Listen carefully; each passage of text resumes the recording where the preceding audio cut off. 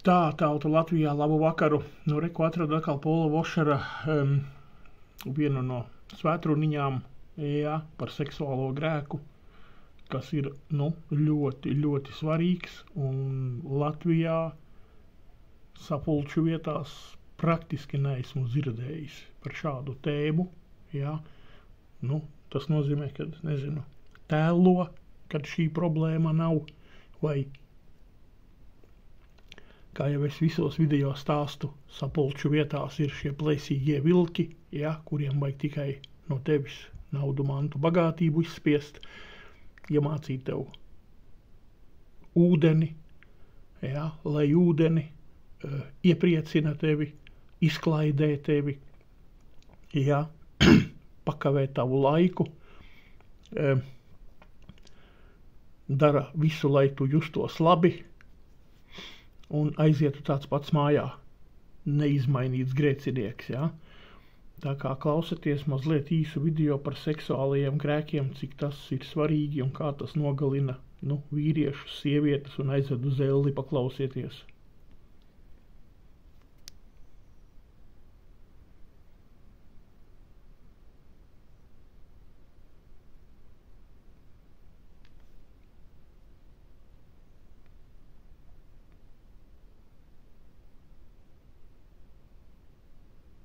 There are certain principles that you have to become convinced of.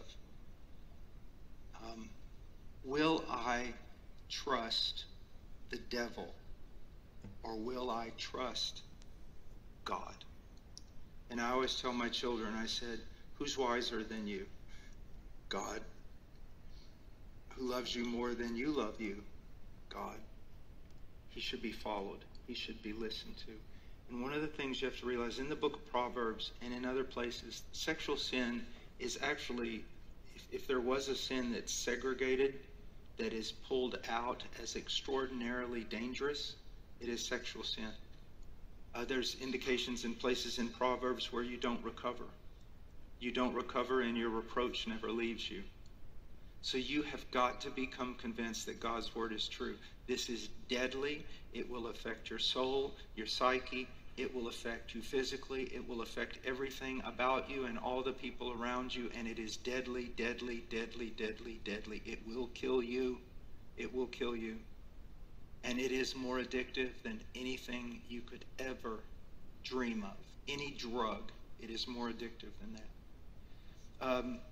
One time there were two men talking, and while they were talking, one of the men's teenage sons came up and said, Dad, they were at a camp, and he said, Dad, I'm going to go over here with so-and-so girl, and we're going to just walk by the river or something. And he goes, no, you're not. He goes, okay, Dad. The boy walked away, and the other man said, what's wrong? Don't you trust your son? And he said, no, I don't trust my son. And he goes, well, why not? Because I don't trust his dad. I put all kinds of, Evan pays the brunt for this, my son, because I don't travel alone, so he usually travels with me. I'm just not alone. I'm just not going to be alone. Okay, I'm old.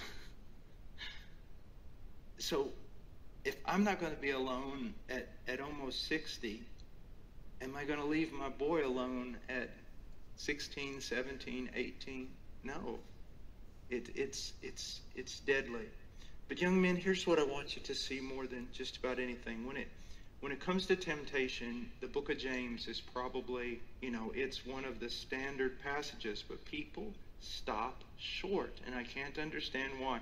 So it's talking about temptation, it's talking about being enticed, it's talking about lust, and lust conceived, and giving birth to sin, and sin to death. And then people stop there. But then God continues, I believe, talking about temptation. Now he's going to tell you how to defeat it. He says, be not deceived, my beloved brethren.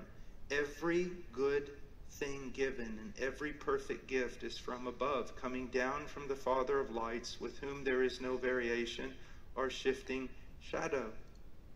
So, like when a man says, when an older man tells me, how can I strengthen myself against immorality? Well, strengthen your relationship with your wife. make her the delight of your heart, and you're not going to have near the trouble with this. And young men say, well, you know, that image or that type of thing, it's calling for me. Yeah, but what is that? It's a perverted counterfeit. It's digital. It's made out of paper, maybe. It's sick. And what are you trading? You see, the devil says, here it is, and if you don't take this, you have nothing. That's a lie. Your answer should be, I'm not taking this because God has that. And the only difference is I need to wait. I told my sons from the time they were young, you know, and I usually tell young men this. They're 5, 6, 7 years old. I'll ask them, I said, so you're praying for your wife? They go, what? Well, you're 7. She's probably born.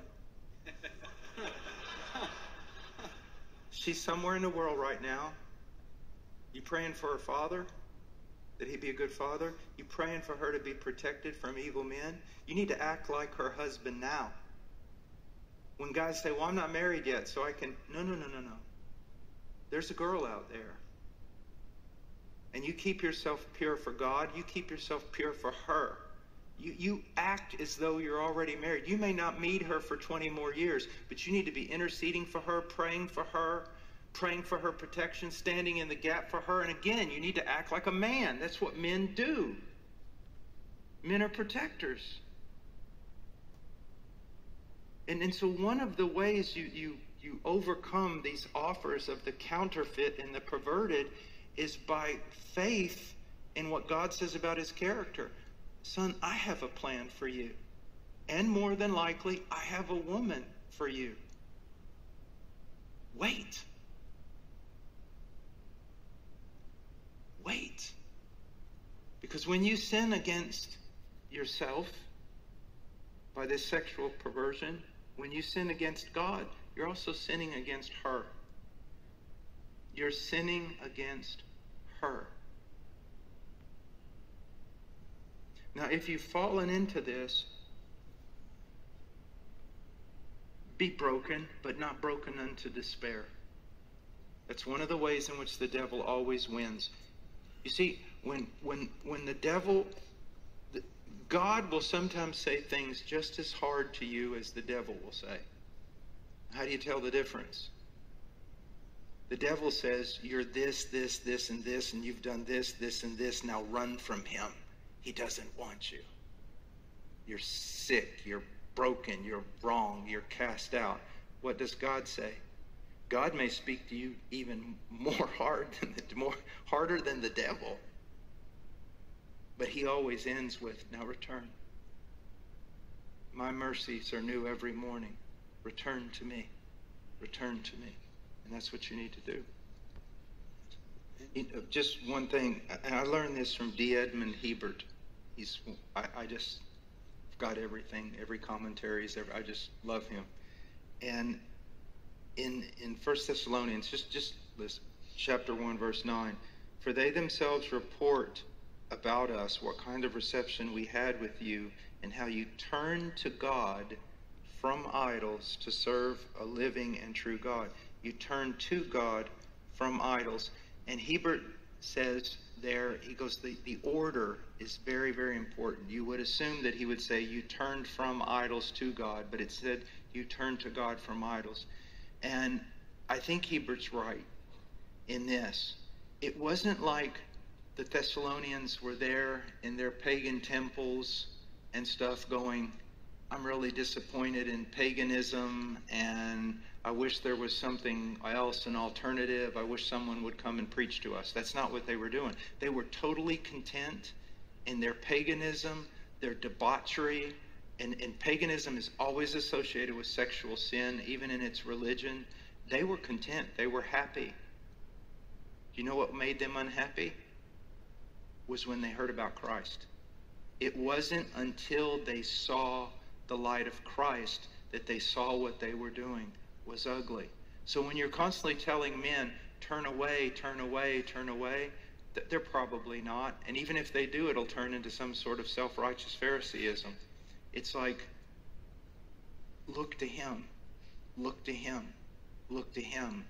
And when you see him, then this becomes ugly. This becomes ugly.